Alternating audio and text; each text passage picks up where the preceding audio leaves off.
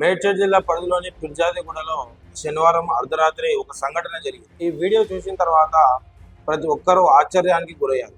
ఇంతకీ ఏంటి ఆ వీడియో? ఒక అమ్మాయి అర్ధరాత్రి బయటికి వస్తుందా? అంత ధైర్యం చేస్తుందా?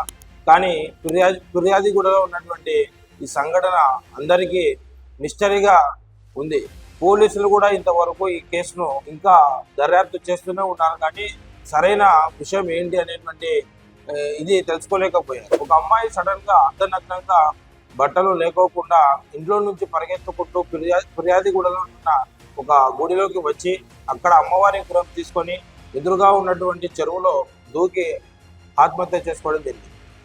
ఇందుకు గల కారణాలు ఏంటి అనేటువంటి విధంగా పోలీసులు దర్యాప్తు చేస్తున్నారు. ఇందులో ముఖ్యంగా ఈ అమ్మాయి దాదాపుగా 6 నెలల క్రితమే ఉద్యోగాన్ని చేస్తూ సాఫ్ట్వేర్ రంగంలో ఉన్నటువంటి ఒక ఉద్యోగాన్ని చేస్తూ ఐటీ రంగంలో ప్రజెస్ని అక్కడ ఉన్న ఒత్తిళ్లను తట్టుకోలేక రాజీనామా చేయడం జరిగింది. రాజీనామా చేసిన 6 నెలలు గడిచిన తర్వాత కూడా తను ఇంకా మానసిక ఒత్తిడిల నుంచి బయటికి రాకోకుండా సతమత అవుతూ అలానే తన జీవితాన్ని కొనసాగించడం జరిగింది. అయితే ఈమె ఆత్మహత్య చేసుకోవడానికి గల కారణాలు నిజంగా ఐటీ ప్రపంచంలో ఉన్నటువంటి ఒత్తిడిలేనా, ఆ ఉద్యోగానికి సంబంధించిన ఒత్తిడియేనా, లేకపోతే ఏదైనా కుటుంబ కలహాలు ఉన్నాయా అనే విధంగా పోలీసులు దర్యాప్తు చేస్తున్నారు.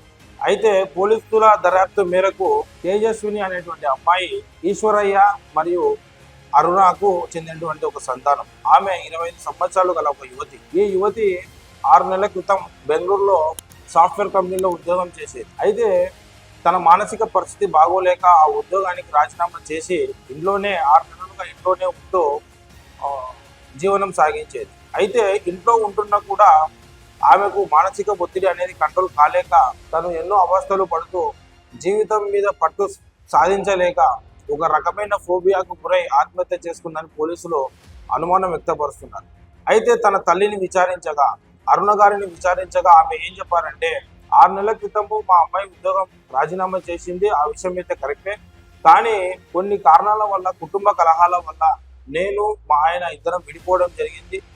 మా ఆయన విశాఖ స్టీల్ ప్లాంట్లో ఉద్యోగం చేస్తూ జీవనం సాగించేవారు, మా యొక్క కుటుంబాన్ని ముందుకు నడిపించేవారు. అయితే కొన్ని కారణాల వల్ల మేము విడిపోవడం జరిగింది. ఈ కుటుంబ కలహాల వల్ల మానసిక ఒత్తిడికి లోనైనటువంటి అరుణ, అదేవిధంగా కూతురు తేజస్వి ఇద్దరు కూడా మానసిక ఆందోళనలో ఉన్నట్టు పోలీసులు తెలిపారు. అయితే తను గత కొంతకాలంగా కుటుంబ కలహాల నేపథ్యంలో రాత్రి పడుకునే ముందు కళ్ళల్లో రక్తం చెందినట్టు పీడకలను వచ్చేవని పోలీసులకు చెప్పడం జరిగింది.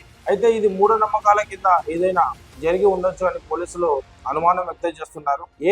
ఏది ఏమైనప్పటికీ ఇలా మూఢనమ్మకాల వల్ల ప్రాణాలు కోల్పోకూడదు అనేటువంటి అవగాహన పోలీసులు సమాజానికి, అదేవిధంగా సమాజానికి సంబంధించినటువంటి కొంతమంది మేధావులు అందరికీ తెలియపరచాల్సిన అవసరం ఎంతైనా ఉంది. సీసీటీవీ ఫుటేజ్ ఆధారంగా ఆమె సమీపంలో ఉన్నటువంటి చెరువులో దూకి ఆత్మహత్య చేసుకోవడం కలకలం నేర్పి రెండు తెలుగు రాష్ట్రాలకు ఇంతవరకు ఆ మిస్టరీ, అంటే ఈ సంఘటన ఎందుకు జరిగింది, దీని వెనక ఎవరైనా ఉన్నారా అనేటువంటి కోణంలో దర్యాప్తు చేస్తున్నారు, కానీ ఇంకా ఎటువంటి ముగింపు అయితే రాలేదు. అయితే సీసీటీవీ ఫుటేజ్ ఆధారంగా అక్కడ ఉన్న అమ్మవారి గుడి, అదేవిధంగా తన ఇంటిలో నుంచి బయటకు వచ్చిన అర్ధనగ్నంగా ఉన్నటువంటి సీసీటీవీ ఫుటేజ్ ఆధారంగానే ఈ కేసు దర్యాప్తు చేస్తున్నారు. అయితే ఈ దర్యాప్తు చేసిన వెంటనే స్థానికంగా ఉన్నటువంటి ప్రజలు చూసి చెరువులో ఆమె దూకినటువంటి విషయాన్ని పోలీసులకు చెప్పడం జరిగింది. వెంటనే వాళ్ళు వచ్చి హైడ్రాక్ సంబంధించినటువంటి సిబ్బంది అలాగే పోలీసులు అక్కడికి చేరుకొని ఆమెను వెలికి తీసి మృతదేహాన్ని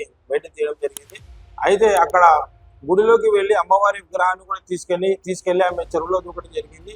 ఆ చెరువులోకి దూకిన తర్వాత ఆ విగ్రహాన్ని కూడా వెతికి తీసే ప్రయత్నంలో పోలీసులు ఇంకా తీస్తూనే ఉన్నారు, అది కూడా ఇంకా బయటికి రాలేదు.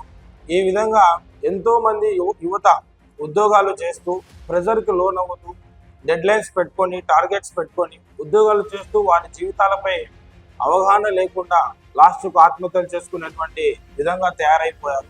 ఒకటి గుర్తించుకోవాలి, ఈ తరం యువత కానీ రేపటి యువత కానీ, ఉద్యోగం అనేటువంటిది జీవితం కాదు, జీవితంలో ఒక భాగం. ఈ కాలం 20, 25, 30 ఏళ్ళకే జీవితం అయిపోయింది, కెరీరే జీవితం అనుకుని యువత చాలా పాటలు పడుతున్నారు. 40 ఏళ్ళు వచ్చేసరికి పెళ్లి చేసుకొని 2 పిల్లలు కానీ అతనికి ఏదో ఒక ఆరోగ్య సమస్య వస్తే తర్వాత ఆ కుటుంబం రోడ్డున పడేబట్టే పరిస్థితి కూడా వస్తుంది. ఇవన్నీ దృష్టిలో ఉంచుకొని తల్లిదండ్రులు కూడా మన ఇంట్లో పిల్లలు ఎవరైనా మానసికంగా ఒత్తిడికి గురైతే, ఆవేదనకు గురైతే వాళ్ళని దగ్గరుండి పరామర్శించి మీకు ఏదైనా సమస్య ఉంటే చెప్పండి అని ఫ్రెండ్లీ నేచర్తో తల్లిదండ్రులు కూడా పిల్లలతో మెలిగితే ఇటువంటి సంఘటనలు జరగవని సమాజంలో ఉన్నటువంటి కొంతమంది మేధావులు చెప్తున్నారు. వైద్య నిపుణులు కూడా, మానసిక నిపుణులు కూడా ఈ విధమైన సలహాలు ఇస్తున్నారు.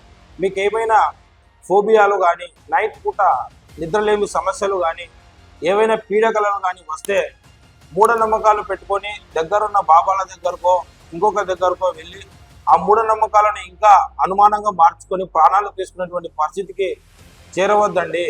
మీకు ఏమైనా సమస్యలు ఉంటే మానసిక నిపుణుల వైద్యుల దగ్గరికి వెళ్ళి వాళ్ళతో పరామర్శించి వాళ్ళ సలహాలు తీసుకొని మీ జీవితానికి తగిన బాటలు వేసుకోండి. అదేవిధంగా కుటుంబ కలహాలు పెంచుకొని పిల్లలు కూడా ఒక అభద్రతా భావంతో డబ్బులు ఉన్నప్పటికీ, ఎంతో ఉద్యోగం చేస్తూ ఎంతో కొంత సంపాదిస్తున్నప్పటికీ జీవితం మీద సరైన అవగాహన లేక ఇలా ప్రాణాలు కోల్పోవడం